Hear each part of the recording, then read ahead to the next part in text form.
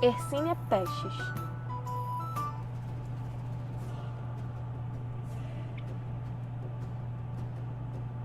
Em uma guerra bacteriológica, podemos classificar a Yersinia pestis como artilharia.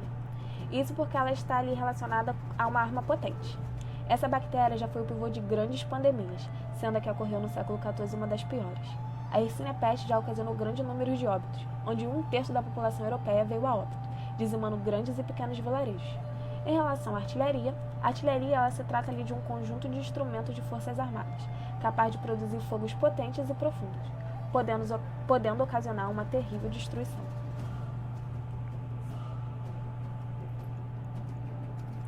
Taxonomia. A espécie da Yersinia pertence à família Enterobacteriaceae. Esse gênero é bastante diversificado, podendo apresentar cerca de mais ou menos 17 espécies. Porém, as três espécies que infectam os humanos são a Yersinia pestis, Yersinia pseudotuberculose e Yersinia enterocolítica. Característica para identificação. Essa bactéria é imóvel, possui a morfologia de cocobacilos, são aeróbicas, gram-negativas, não formam esporos, fermentam carboidrato sem a produção de gás, possui capacidade de fermentar glicerol, reduzindo nitrato em nitrito, e apresenta coloração bipolar, ou seja, em microscopia óptica, elas aparecem bem coradas nas extremidades e claras ao meio. Essa bactéria possui atividade catalase, além de fermentar glicose, maltose, galactose e manitol para formar ácidos sem gás. Via de infecção. A Yersinia pestis pode penetrar no organismo através de diversas formas, porém a via mais comum é através da picada de uma pulga, que irá introduzir o bacilo. Os outros métodos estão relacionados com a mucosa do aparelho respiratório, através da respiração, o aparelho digestivo, através da deglutição, a pele e, por fim, a conjuntiva, através da inoculação. Doenças. Essa praga pode se apresentar de até 3 formas clínicas, onde a primeira se trata da peste bubônica, que é o resultado da picada de uma pulga. Os micro-organismos inoculados difundem-se pelos vasos linfáticos até os linfonodos regionais.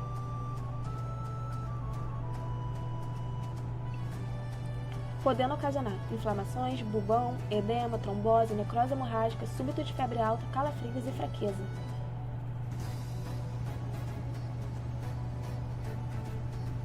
Atenção! A presença dessas bactérias na corrente sanguínea pode infelizmente ocasionar focos em todo o organismo. Caso ela não seja diagnosticada com rapidez, a doença poderá evoluir para outras formas, como, por exemplo, a peste pneumônica, que pode ocorrer de até 2 formas, onde a primeira ocorre infecção através da inalação de gotículas, tanto de animais como de humanos que estejam infectados pela bactéria. Já na segunda, ocorre por complicações da peste bubônica e septicêmica.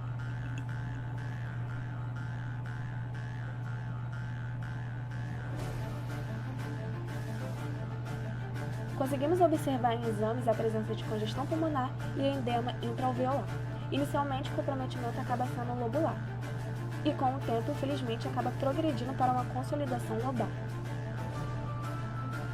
Observamos também a presença de hemorragias nas mucosas traqueal e brônquica, pleurite fibrinosa e hemorragia subpleural, lesão lobular com mais exudato que inflamação e necrose.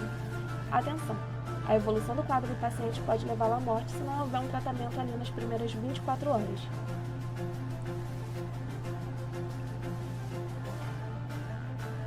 Peste septicêmica pode também ocorrer por 2 formas, onde a primária não apresenta comprometimento dos linfonodos e de outros órgãos.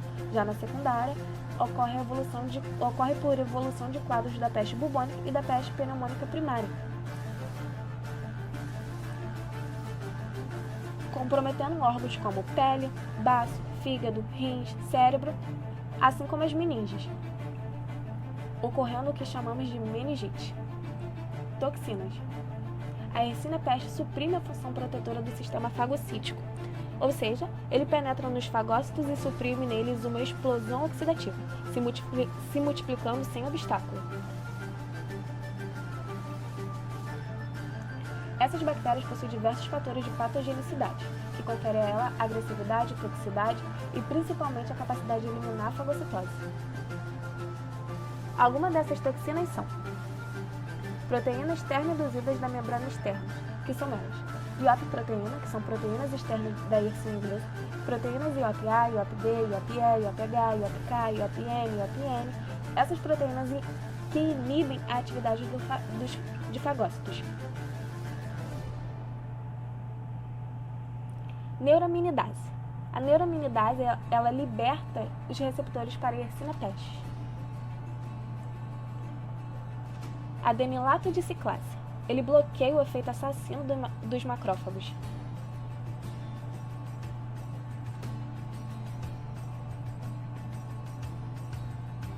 Pilares de adesão. Esses pilares inibem a fagocitose e asseguram a introdução da Yersinia pestis intracelular em macrófagos. Endotoxina LPS. Além de outros componentes da parede celular, ela tem um efeito tóxico e alérgico.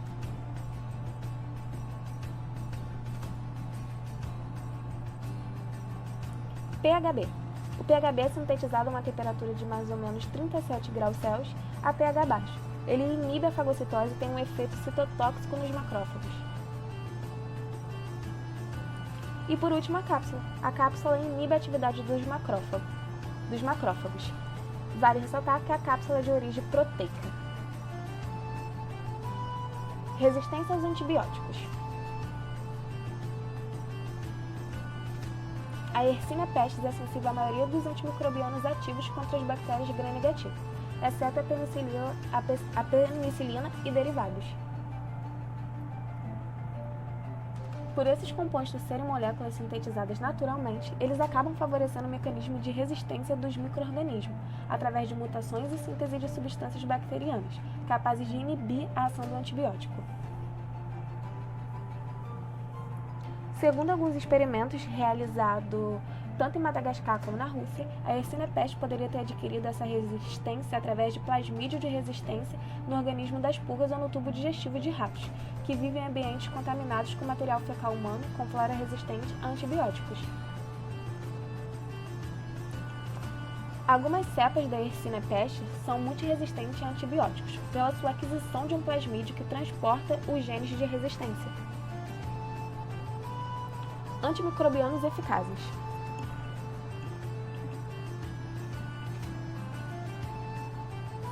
Os três principais agentes antimicrobianos recomendados para tratar a peste são streptomicina,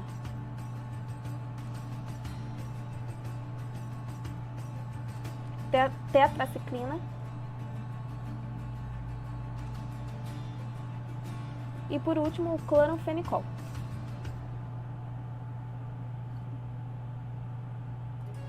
A streptomicina continua sendo a droga de escolha, enquanto o cloranfenicol é mais frequentemente restrito ao tratamento da meningite.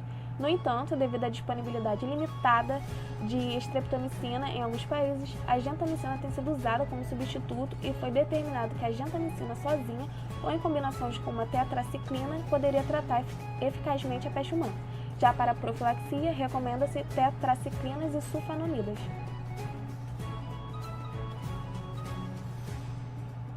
Diagnóstico bacteriológico. Trata-se ali da identificação da Yersinia pestis em materiais dos pacientes, reservatórios ou hospedeiros e vetores.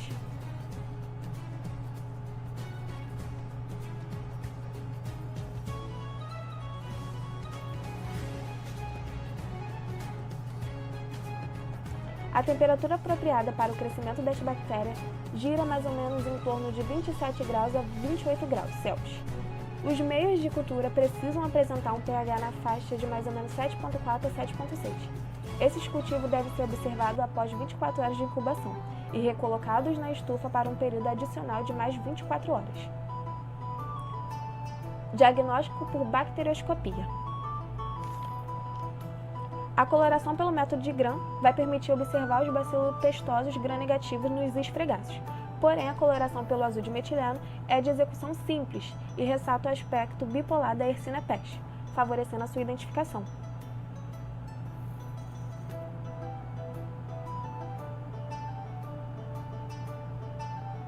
Semeio em placa.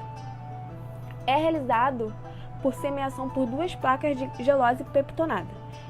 É instalada uma gota de bacteriófago antipestoso na parte mais espessa do semeio de uma das placas. E logo depois é necessário incubar a uma temperatura de 28 graus Celsius por 48 a 72 horas.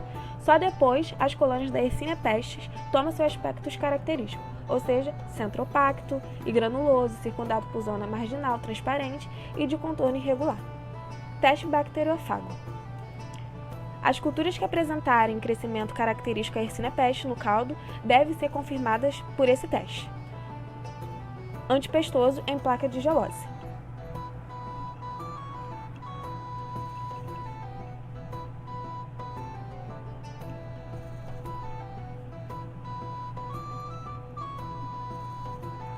Hemocultura. Essa técnica ela já vai consistir em semear 2,5 ml de sangue do doente em 25 ml de caldo. É necessário incubar a uma temperatura de mais ou menos 28 graus Celsius, além de efetuar os subcultivos diários na gelose, durante 3 a 4 dias. As hemoculturas podem ser mantidas a uma temperatura ambiente por várias semanas, favorecendo na investigação de ocorrências em que o atendimento do doente é realizado em domicílio ou em locais distantes ao laboratório. Alguns casos específicos. No diagnóstico bacteriológico da peste bubônica. Com os materiais obtidos dos bubões, se faz um esfregaço para exames microscópicos e semeaduras em 2 placas de gelose, numa das quais se adiciona uma gota de fago antipestoso.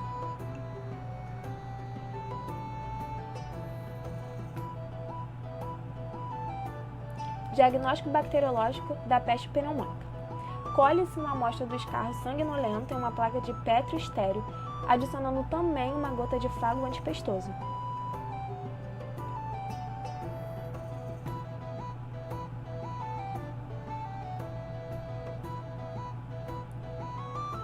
Diagnóstico bacteriológico da peste septicêmica.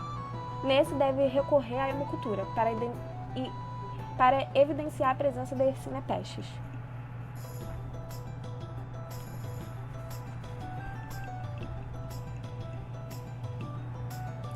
Diagnóstico sorológico. Consiste na pesquisa de anticorpos contra a proteína capsular da Yersinia pestis, nos soros humanos ou de animais envolvidos no ciclo epidemiológico da peste. Nesse método, são obtidas 2 amostras de soro, onde a primeira é realizada no primeiro dia do atendimento e a segunda amostra é recolhida na fase de convalescência, ou seja, de 10 a 15 dias mais tarde. Ainda assim, em alguns casos, possa ser que seja necessária uma terceira amostra, que será colhida após 1 mês do início da doença.